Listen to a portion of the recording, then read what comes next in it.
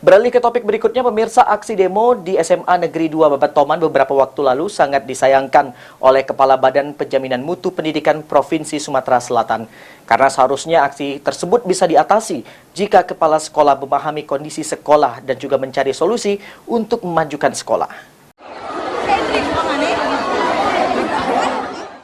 Aksi demo siswa di SMA Negeri 2 Babatoman 14 Februari lalu menjadi perhatian banyak pihak. Kepala Badan Penjaminan Mutu Pendidikan Provinsi Sumatera Selatan, Arya Ahmad, mengatakan sangat menyayangkan adanya aksi yang tidak patut dilakukan oleh para siswa. Seharusnya menurut Arya, seorang guru penggerak memberikan perubahan memajukan sekolah menjadi lebih maju dan juga lebih baik.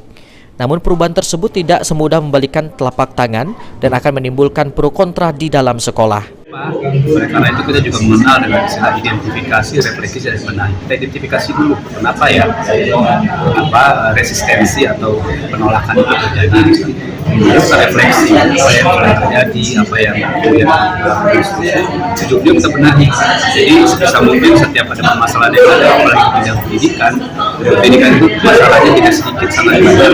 Tapi main poinnya atau key poinnya adalah kita carikan solusi sama-sama, orang royong. Bukan hanya kami, Pak, tapi termasuk juga teman-teman Remedia yang saya rasa.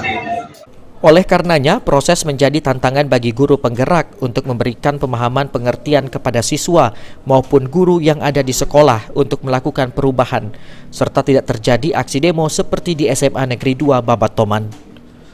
Ruzi Iskandar, PAL TV.